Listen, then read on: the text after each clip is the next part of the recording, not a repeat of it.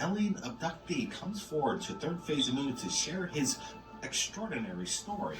While Kenneth Pass was on a camping trip, him among 7 others were abducted by aliens and taken back in time. If the implications of this story is true, it's groundbreaking.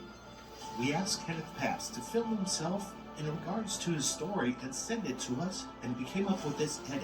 Please enjoy this full-length documentary on Kenneth Pass. My name is Kenneth Pass. I went to a camp in Mendocino County, California back in the early 80s. I was just a kid. Well, they had activities at this camp for boys and girls, and I went on to one of these activities called a 50-mile hike. And, well, we were given the big, heavy backpacks, to wear, the 80s style backpacks, to put all your clothes in and your sleeping bag and whatever they're going to load up with. And we got set out to go on this hike, the 7 of us. We were 3 boys, 1 little blonde-haired girl, 2 men staff members, and a female staff member. And the 7 of us went on this 50-mile hike together. Our first night out, we came across a dead deer laying in the middle of the little path we were on in Mendocino County, California. The dead deer had its eyes removed. Its half of its face was removed to the skeleton, and it was clean, no blood on the face or anything. And little kids were going to be like, "Ooh, look, it's a dead deer." And the lady staff member said, "Back away from that deer, leave alone, it's dead." And me, being a kid, I'd never seen a deer before, let alone a dead one. So the staff members, said, "Well, come on, let's go." About 30 minutes walking down the path that we were on, we came across a man's wallet. It was an orange wallet, a Velcro kind, the early 80s Velcro wallets. And the man looked Mexican. It was his driver's license in there and a credit card, but no money. And we all passed it around to look at it. And I was the last one to look at this wallet. And I was going to keep it. But I felt like it was the wrong thing to keep his wallet, so I just left it on the left side of the little path trail that we were on. Well, it got nighttime. We were setting up camp, getting our sleeping bags out. We didn't have no tents. The staff members made a fire. The usual marshmallow campfire songs for kids. It was great. I was having fun. And I remember distinctly zipping my sleeping bag all the way up because I was afraid that bugs would get inside of my sleeping bag. I had some strawberry Pop-Tarts and marshmallows that night. We were waking up. I don't know what time it was, but we were waking up. And we were walking like zombies, not under our control, the 7 of us. We were walking like zombies right into a black flower petal pattern craft. It was black. It looked like a daisy, the petals of a daisy all the way around the craft. And we walked into the craft. I was laid down on the table. They took out my right eye. They put something up and through my nose, and I heard a crunch. And they also put something in my ear. I got a scar right here, a little scar, and right above the scar is a lump. The little girl hiker, she was laid down on the table the same time I was because there was only 2 tables. I was laying on my left side, and they took out my right eye, and I can see my right eye hanging in front of my left eye. And I was scared, but they told me don't be scared. And the funny thing that they told me before they started doing this to me was this one was touched, saying this to me when they were all over me while I was laying on the table. And they themselves, they touched me too. So they can look into you. They can see everything about you. You can't lie to them about anything. So there's no point in lying. After I was done, off the table, I sat at a little console, and there was a whole bunch of buttons inside the craft. The craft was spick and span spotless, clean, so very clean. They are very clean, the extraterrestrials. They are very, very clean. I think that's one of the reasons why they're naked, is because they're so clean. The other staff members were inside of a holding cell cubicle, like a clear plexiglass. And the staff members were screaming and yelling and banging on the clear plexiglass holding cell. You know, they were saying very loud, screaming at the extraterrestrials, "Don't hurt the children or else we're going to kill you." And the lady staff member was screaming, and the other boys were hiding behind the staff members in the cubicle. And that was inside the craft. And then they got the lady staff member, and they took all her clothes off. And I was made to turn around and watch the console with a whole bunch of buttons. Later on, we were taken to an underground city where I was made to get some kind of a box cube. Some kind of a box cube. It looked like a wood metal, sort of like. It was moving like mercury. You know, if you look at it, it would move like mercury in your hand. And I told them no, I didn't want to do this. They told me go ahead and jump across and get the box cube that's in the back of this underground cave. So I had to look where I was going to jump across.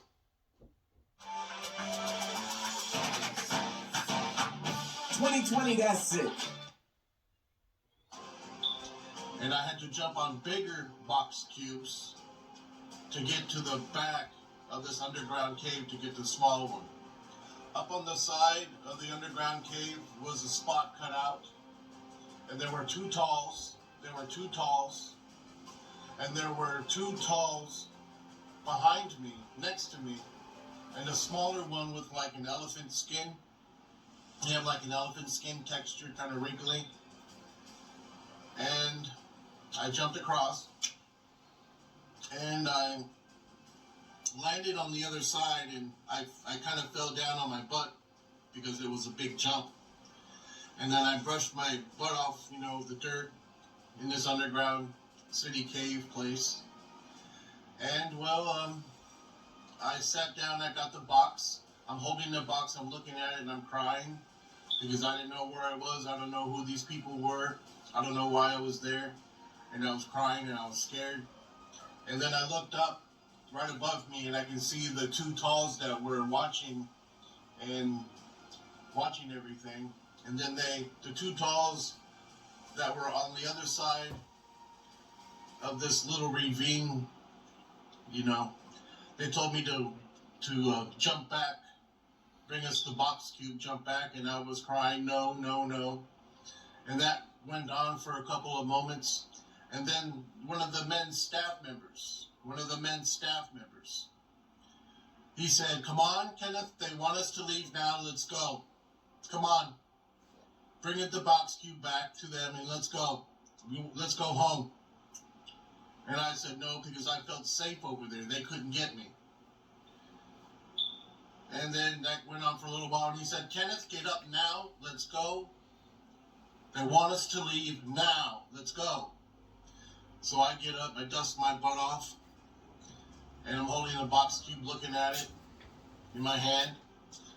I figured out a way to jump across, and I took a good couple of running steps and leap, jump, spring jumping all the way back across this little ravine where these big box cubes were. And I passed the two talls and the staff member. They were standing next to each other side by side. And then I handed the small box cube to the smaller extraterrestrial, and I looked at him, and then I turned to look back up at the two that were up in the side of the cutout part of the underground cave city place, and they were leaving. And the smaller one because my back was turned towards him, he put his hand on my right shoulder, and I shrugged it off. And then I ran around the passageway back into the craft, and I put my head down at the console like you do at a desk, you know.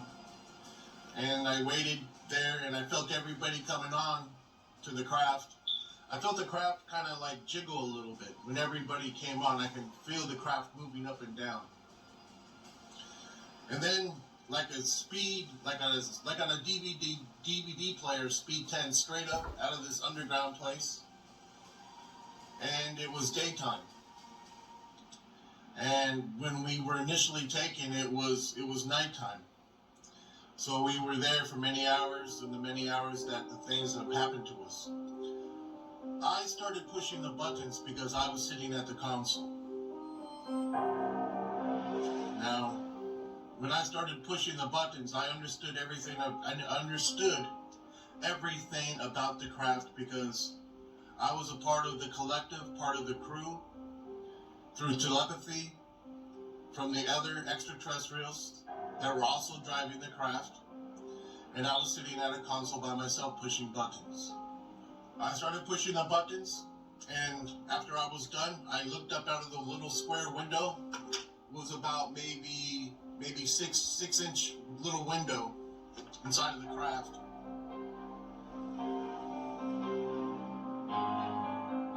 And all I saw was gray and black. Gray and black. I didn't see no trees, no ground, no stars, no sky, no nothing. Everything was gone. It was all gray and black. And we took up out of this place, and it was daytime. One of them came up from behind me and said, "There's nothing for you to see outside. Everything doesn't exist."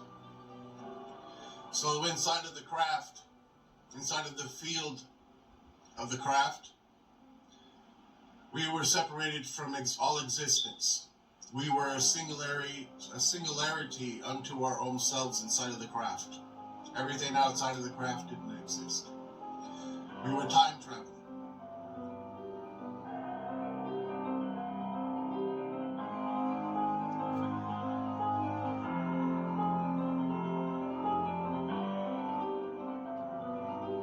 We were recorded in ancient Romania. In ancient Romania, at a church.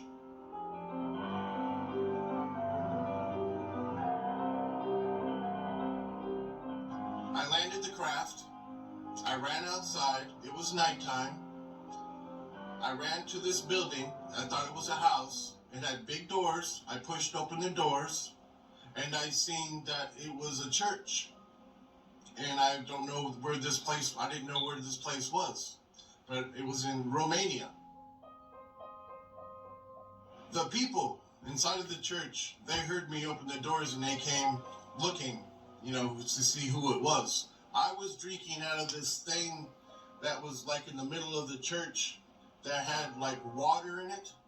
I was drinking the water, and I was hungry, and I wanted to look around for the refrigerator, of all things. That's just being me. These people, they spoke a different language. They had big, fluffy, puffy gowns. Big, fluffy, puffy, with a neck thing that was all fluffy. I thought I was seeing ghosts. So I was freaking out, running around, running through everything. And they were trying to calm me down, going like this, calm down, and I was freaking out. So I ran back into the craft. This is recorded in ancient Romania. The craft over the church. I'm the little boy now grown up. I was a time traveler. I was traveling in time with people from another world, driving their technology, driving a UFO, and I was just a kid. So I sat back down at the console. We closed the doors, and we took off again, and I was pushing more buttons. We also recorded in what is now called the Ming Dynasty, the second Ming Dynasty. We all landed the craft. We landed the craft. I ran out, and we were surrounded by the Emperor's guards. We were escorted inside the palace, and I met the emperor of the Ming Dynasty, and I got in trouble. Big trouble. I was hungry, and I told them I wanted something to eat, and I was rubbing my belly, and they brought me a small, like a soup, a bowl of soup, and it had two things in it, and I looked at the soup, and I said, I can't eat this. You know, I was real hungry, real big. You know? And the nice lady, she was an older woman, she and an older man, they brought us to a room where we were to spend the night inside of this, like, it had a paper walls. I'd never seen these kind of walls before.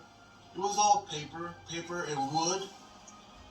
And me and the other boy hiker, we seen a couple of the Chinese girls. We were like, whoa, there's real pretty girls. And they was looking and laughing at me. And I was looking at them, and so was the other boy hiker. You know, just being kids. And, you know, didn't know where we were, didn't know who these people were, but here we are.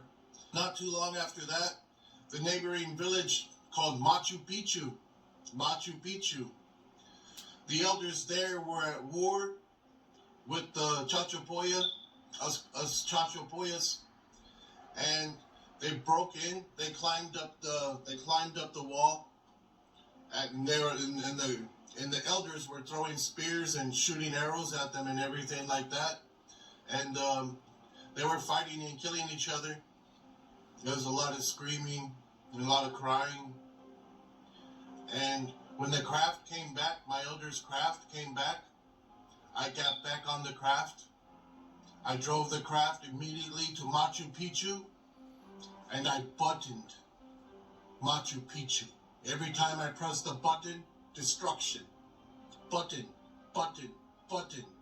I destroyed Machu Picchu because they killed my elders. I destroyed their village. I destroyed their religion.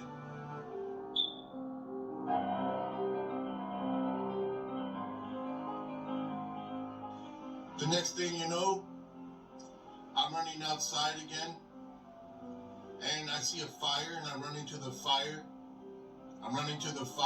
It's late at night, and I see people at the fire, and I see that they're wearing the animal skins, and there was cooking a coyote dog. The coyote dog lay dead on the ground, and they were cooking the liver. Other staff members came out of the craft, and the craft just went gone. And the man's staff member goes, "Oh my God, you know where we are?" And the lady goes, "Where?" "We're back home, but over 20,000 years ago. We were 20,000 years in the past." And I was even taken back even further back in time, over 20 million. I've been here for a very long time. So, a lot of things happened to me after that. A lot of things, and I got the proof of everything. I got the proof of the craft. I got the proof of us time traveling all through history. I got the proof of what the extraterrestrial elders look like. I got the proof of me in the underground city cave. I got the proof of us in these different locations. And I got the proof being here for 20 million years. Recorded, documented on petroglyphs by the elders themselves.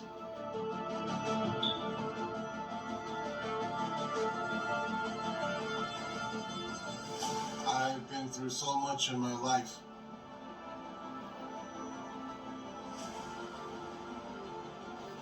You couldn't even imagine.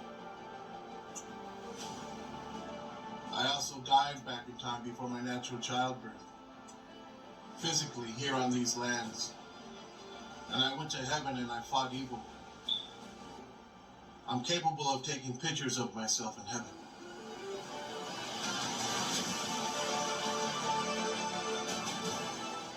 Because I'm not lying about it. All these events, they've actually happened to me and the other hikers. We are your ancient ancestors. The hikers. I'm one of your ancient ancestor fathers. I know more than the government, the secret society government. I know more than the military, and I know more than NASA, and I know more than Area 51. I've been here for a very long time. And I love, and I have the courage and the strength to say all this in front of everybody. Because I love, and I respect, and I'm very thankful for all my relations.